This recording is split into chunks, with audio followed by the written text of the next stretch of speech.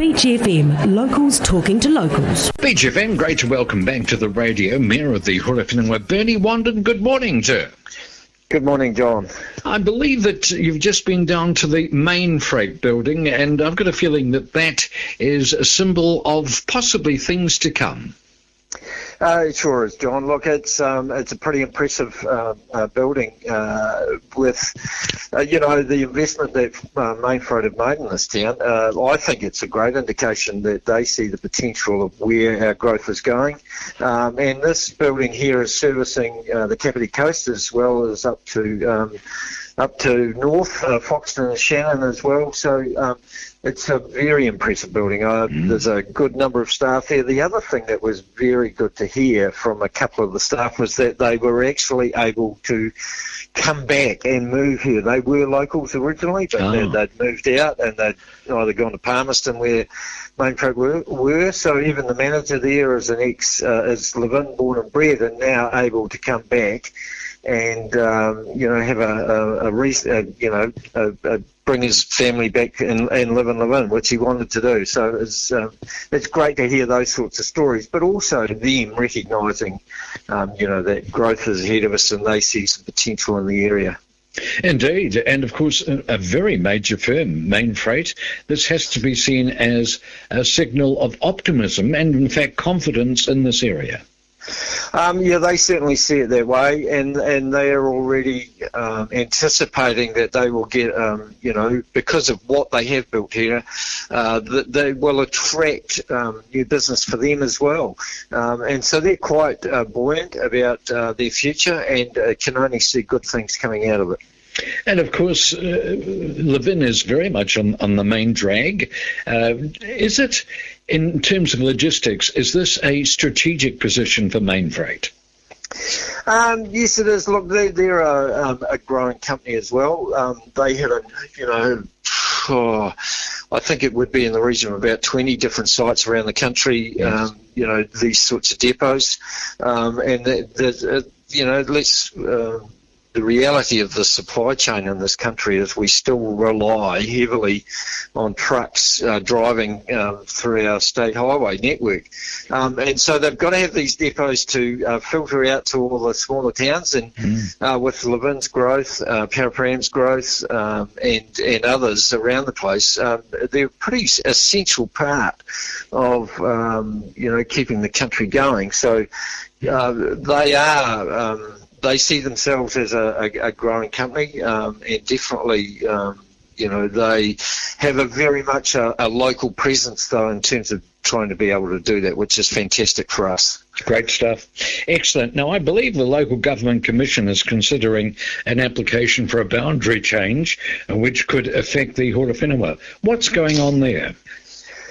So 2018, a group of people from the Tokomaru and Opiki area put an application for a boundary change that would see Tokomaru and Opiki go to Palmeston North City. And it's taken a long time, and we're here 2 years later.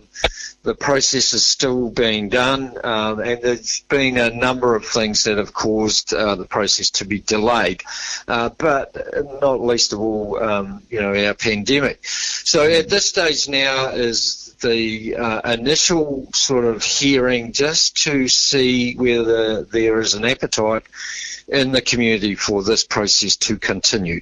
Local Government Commission, so we had meetings in Opiki yesterday afternoon and Tokomaru last night, where they heard locals ask whether they wanted to continue the process or not.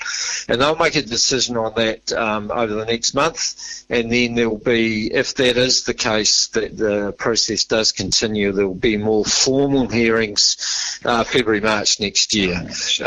So it's I think, and I attended both meetings and put my point of view to the meeting and to the locals mainly, to express my my opinion in that I don't believe that the boundary change would be a good, positive move for them.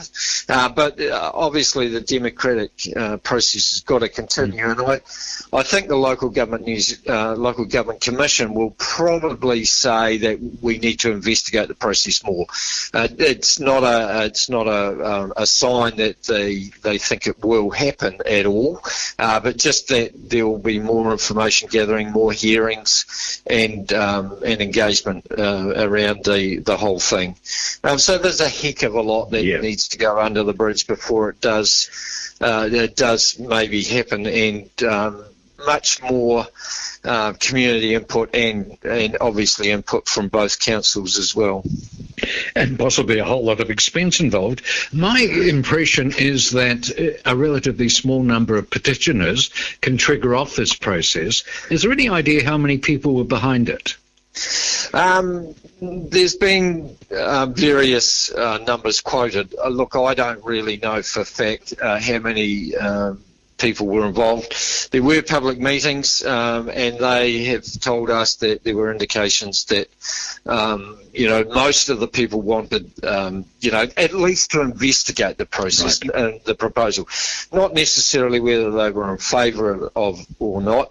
Look, my viewpoint is that at the time of 2018, when this proposal was put forward, I think the motivation for it was based on some things that aren't relevant nowadays. I think times have changed. We've moved on. The governance environment of the Horowhenua has changed as well. Yes. And I think that from my point of view, I think this is a distraction that we don't need. I think we don't want to lose Opiki and Tokomaru either.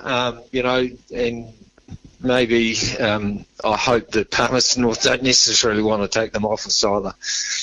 Okay, well, time will tell, no doubt, and still obviously a bit of water to flow under that particular bridge. Benny Wanden, thank you very much for joining us this morning. Once again, it's been a pleasure. Cheers. Thank you, John. 106.3 Beach FM.